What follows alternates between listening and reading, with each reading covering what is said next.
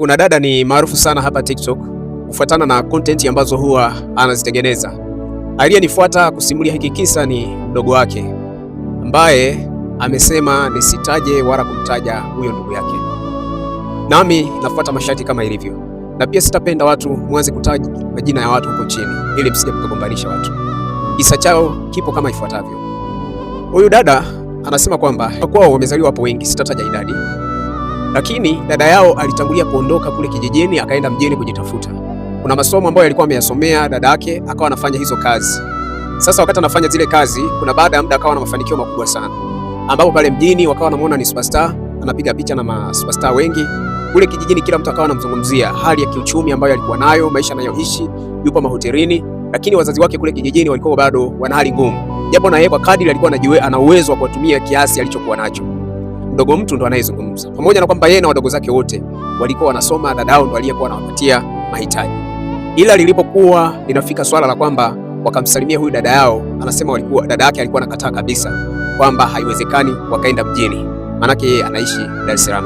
Kwa kuna maneno mengi sana ya wanandugu kadhaa. Yeye anasema ni watatu kutoka kwa huyo dada yake. Lakini huyu dada yake kuna ndugu zake wawili ambao walikuwa wamefuata hapa mbele yake. Hajawasaidia kitu chochote. Wameolewa, wameishia kuishi kule kijijini. Waliomba msaada sana kwa huyu dada yao, lakini hakuwasaidia. Kilichokuwa kinasaidisha watu wao wanamsema na kumuomba msaada ni hali aliyokuwa anajionyesha kwenye mitandao ya kijamii, maisha anayoyaishi, lakini wazazi wake bado wana hali ngumu. Ndio maana watu walikuwa wanaonyoshia sana vidole na kumnyoshia sana vidole kwamba hasaidii ndugu zake. Sasa ilipofika kipindi fulani, kulikuwa na msiba kule nyumbani kwao. Huyu dada yake alitoka Dar es Salaam kaenda mkoani kijijini kwao huko kwenye msiba. Alivyofika kule, wanandugu walimkalisha chini. Wakamwambia kwamba wewe huko una maisha mazuri, ndugu zako hawa wanahangaika huko kijijini. Tunaomba umchukue hata ndugu yako hata mmoja uende naye. Anasema wazazi wake, baba na mama yao na baadhi walimshtaki vitu vingi sana.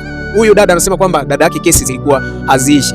Kila wanapomwambia kwamba mchukue ndugu yako mmoja uende naye, alikuwa anapiga chenga, hataki kwamba mtu aende wala gundue kitu anachokifanya. Basi siku zikawa zimeenda, anasema siku hiyo wakawa wamemkalisha, walimlazimisha kwamba hapa uondoki bila kuondoka na mtu mmoja. Anasema mbaye ndo alikuwa ni yeye, alikuwa ameshamaliza tu form 4. Kwa sababu walikuwa wanaogopa kwamba akiendelea kukaa pale kijijini na yeye atapata mimba, kwa sababu dada yake mwingine na yeye huyu ameolewa, lakini amepata watoto wengine wawili kwa wanaume tofauti pale kijijini kwao, anaolewa na rudi ndoa zao. Yani sasa anasema dada yake ana trend sana na challenge zake ambazo zipo kwenye mitandao ya kijamii. Akalazimishwa amchukue mdogo wake, akaenda naye kule. Alivyoenda naye mjini, kwanza anasema dada yake alikosa amani kabisa. Safari ilivyoanza tu kutoka pale kijijini kwenda mjini, alianza kumwambia na kumhusia mdogo wake kwamba mjini kuna mambo mengi, naomba ukajitunze nisije nikaraumiwa. Mambo kadhaa anasema alikuwa anajisema tu. Kiujumla alikuwa hadi kama amechukia. Lakini wakati wapo njiani wanakaribia kufika Dar es Salaam, huyu dada yake alianza kupiga simu kuomba msaada ambako wataenda kumhifadhi huyu mdogo mtu. Sasa mdogo mtu anasema kwamba yeye akashtuka kwa maana dada hana sehemu pa kukaa, ni kwamba hataki mimi niende kukaa kwake. Anasema dada yake akawa ameongea na mama mmoja, yule mama alienda kuwapokea, akamchukua mdogo wake akaenda kukaa naye. Lakini dada yake aliondoka, hakujua alikuwa anakaa wapi. Akawa anapambana kila siku, anakutana na mdogo wake, anamwambia kwanza subiri na kutafutia kazi, mimi sasa hivi nakesha kazini, nitakupeleka nyumbani, nimepitiza moja kwa moja kazini. Anasema akawa anaendelea pale huko, anajiuliza, anashinda tu pale nyumbani, anatoka na wale watoto wa yule mama kwenda kuzunguka, wanatafuta kazi, akawa amepata kazi. Anasema amefanya kazi kwa muda fulani tu kidogo tu, lakini bado hakujua dadake wala dadake anapokaa alikuwa hajui. Lakini mitandaoni anamuona, anajitambulisha yeye ni mtoto fulani nini, watu wanamjua, na baadhi ya vyombo na media kadhaa zimekuwa zikimoji huyu dada kuhusu maisha yake, jinsi anavyo. Mdogo mtu anasema siku zilivyoenda pale alipokuwa anakaa anafanya kazi panda shuka hapa na pale, haelewi dadake anafanya kazi gani, anapofanyia kazi dadake hapa juu. Anasema akawa anajiuliza na kumwomba dadake amuonyeshe, hadi kafika hatua kupiga simu kwamba unapafahamu dadake anamwambia kwamba usiwaambie kwamba bado hujafika nyumbani, mimi sasa hivi nimetingwa, mara nimesafiri, mara sijui nini. Anampiga chenga mdogo mtu asione huyu dada anapo. Mdogo mtu anasema kwamba siku zilivyoenda akawa anawasiliana naye, ameshazoea pale mjini, akawa amepoteza kazi kwa kwenda hakupo. Yule bosi alipokuwa anafanya kazi akawa amemfukuza. Dada mtu akawa shindwa kwa kumpeleka. Anasema alimchukulia chumba, siku 5 alikuwa anakaa guest huyo mdogo mtu. Wakati anakaa pale guest, anamwambia kwamba nakufanyia mchakato upate kazi sehemu nyingine. Lakini kiujumla huyu dada mtu alikuwa anamficha kazi anayoifanya huyo mdogo mtu. Sasa mdogo mtu akawa anajiuliza, nifanyaje kurudi kijijini, wazazi bado ni wakali, inakuwaje? Sasa alivyokaa pale, gharama ilikuwa ni kubwa sana. Dada mtu akamuita aende kukaa. Anasema kwenye chumba alichokuwa anakaa dada mtu kulikuwa ni chumba ambacho wanakaa wanawake wapo wengi sana. Kumbe biashara aliyokuwa anaifanya yule dada mtu ni biashara ya kujiuza.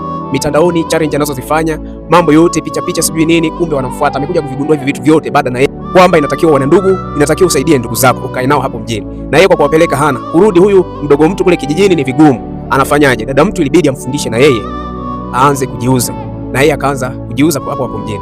Ni kweli maisha yake anasema kwamba yakawa yamebadilika, lakini kitendo ambacho kinamuumiza sana yeye na mdogo mtu. Na huyo mdogo mtu naye ameingia, yupo kwenye challenge hizi za mitandaoni, anajiuza. Anasema zile ni biashara ambazo wanazifanya, na kuna wateja wao wakiwaona wanafuata DM, wanaelewana, kisha mambo mengine yanaendelea. Kwamba hiki ni kitu ambacho kinamuumiza sana kwenye maisha yake, na kurudi kujianza upya hawezi. Hana kitu chochote cha kutegemea, wala hana ujuzi wa kitu chochote hapo mjini. Bado yupo Dar es Salaam na yeye anajiuza, yuko hivyo hivyo, ndo maisha yake. Kuna changamoto nyingi ambazo amesema kwamba huwa anakutana nazo kwenye maisha yake, lakini imembidi tu iwe ni sehemu ya maisha yake, hana namna. Na kule kijijini na yeye ameanza kulazimishwa. Baadhi ya ndugu wanasema kwamba uje uchukue ndugu fulani ukakae nao, hata kanyaga nyumbani, ili asije akalazimishwa na yeye kubeba mtoto yote akaenda naye na kisha akamfundisha kufanya vitu ambavyo huyo dada yake ilimlazimu amfundishe yeye kuvifanya.